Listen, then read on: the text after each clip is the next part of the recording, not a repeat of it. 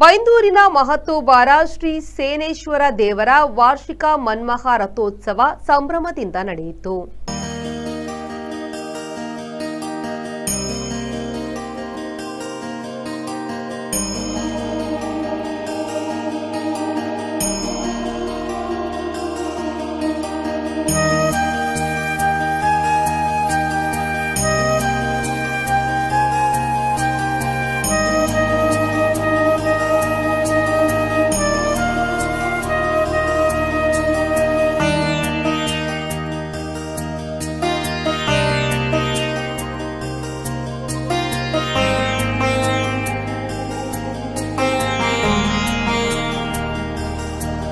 ಕ್ಷೇತ್ರದ ತಂತ್ರಿ ಕೃಷ್ಣ ಸೋಮಯಾಜಿ ಅವರ ಪ್ರಧಾನ ಆಚಾರ್ಯತ್ವದಲ್ಲಿ ದೇವರಿಗೆ ನಿತ್ಯ ಬಲಿ, ಶತರುದ್ರಾಭಿಷೇಕ, ರಥ ಬಲಿ, ಕ್ಷೇತ್ರಪಾಲ ಬಲಿ, ಪಂಚಾಮೃತ ಅಭಿಷೇಕ, ವಿಶೇಷ ಭೂತ ಬಲಿ, ರಥಾರೋಹಣ ಸೇರಿದಂತೆ ಹಲವು ಧಾರ್ಮಿಕ ವಿಧಿವಿಧಾನ ನಡೆದವು. ಮಧ್ಯಾಹ್ನ ಭಕ್ತರಿಗೆ ಅನ್ನ ಸಂತರ್ಪಣೆ ಏರ್ಪಡಿಸಲಾಗಿತ್ತು.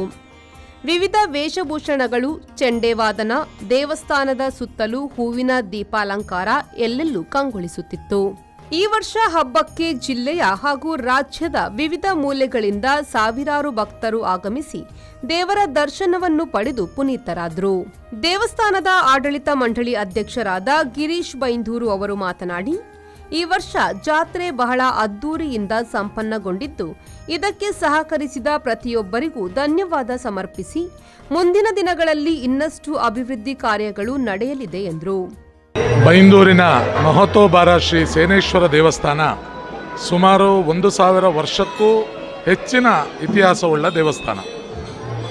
ಸೇನಾಯ ಎಂಬ ಅರಸ ಈ ದೇವಸ್ಥಾನ ಕಟ್ಟಿದ್ದರಿಂದ ಸೇನೇಶ್ವರ ಎನ್ನುವ ಹೆಸರು ಬಂತು ಅಂತ ಒಂದು ಪ್ರತೀತಿ. ಹಾಗೆ ಇನ್ನೊಂದು ಕಥೆ ಇದೆ. ಪುರಾಣದಲ್ಲಿ ಶ್ರೀರಾಮಚಂದ್ರ ಶಿವಪೂಜೆಯನ್ನು ಮಾಡಲು ಅವನು ನಿರ್ಮಿಸಿದ ರಾತ್ರಿ ಬೆಳಗಾಗುವ ಒಳಗೆ ಅವನು ಕಪಿಸೇನೆಯಿಂದ ನಿರ್ಮಿಸಿದ್ದಾನೆನ್ನುವ ಒಂದು ಕಥೆಯೂ ಇದೆ. ಈ ಕಪಿಸೇನೆಯಿಂದ ನಿರ್ಮಿಸಿದ್ರಿಂದ ಸೇನೇಶ್ವರ ಅಂತ ಬಂದಿದೆ, ಹೆಸರು ಬಂದಿದೆ ಅನ್ನುವಂಥ ಒಂದು ಕಥೆನೂ ಇದೆ. ಈ ಬಾರಿ ನಮ್ಮ ದೇವಾಲಯದ ಜಾತ್ರೋತ್ಸವ ಬಹಳ ಅದ್ಧೂರಿಯಾಗಿ ನಡೆದಿದೆ. ಬಹುಶಃ ಅನೇಕ ವರ್ಷಗಳಿಂದ ಕಾಣದ ಜನಸಮೂಹ ಈ ಬಾರಿ ಬೈಂದೂರಿನ ಜಾತ್ರೋತ್ಸವದಲ್ಲಿ ಪಾಲ್ಗೊಂಡಿದೆ. ಇವತ್ತು ಮಧ್ಯಾಹ್ನ ರಥಾರೋಹಣ ಸಮಯದಲ್ಲೂ ಅಷ್ಟೇ ಹಿಂದೆಂದೂ ಕಾಣದ ಜನಸಾಗರ. ಇವತ್ತು ರಥೋತ್ಸವ ಆಗುವಾಗಲೂ ಅಷ್ಟೇ ಭಾಳಷ್ಟು ಜನಸಂದಣಿ ಕೂಡಿತ್ತು. ಎಲ್ಲ ಊರಿನ ಸಹಕಾರದಿಂದ ಈ ಬಾರಿ ಹೊಸ ಆಡಳಿತ ಮಂಡಳಿಯಾಗಿದೆ. ಆ ಆಡಳಿತ ಮಂಡಳಿ ಜೊತೆಯಲ್ಲಿ ಇಡೀ ಊರಿನವರು ಸಂಭ್ರಮದಿಂದ ಪಾಲ್ಗೊಂಡಿದ್ದಾರೆ.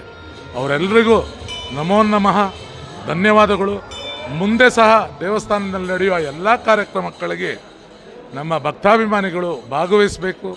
ಈ ಊರಿನ ಸೇನೇಶ್ವರ ದೇವರ ಹಬ್ಬವನ್ನು ಚಂದಗಾನಿಸಿಕೊಡಬೇಕು.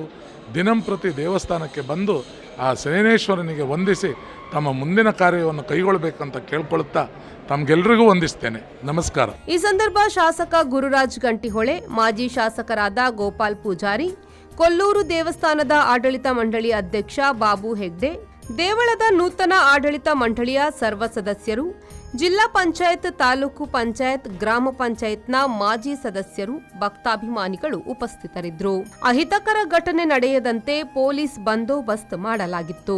ಮೇ 3ರಂದು ರಾತ್ರಿ ದೇವರ ಸ್ನಾನ ಹಾಗೂ ಮೇ 4ರಂದು ಧ್ವಜಾವರೋಹಣ, ನಗರೋತ್ಸವ ನಡೆಯಲಿದೆ.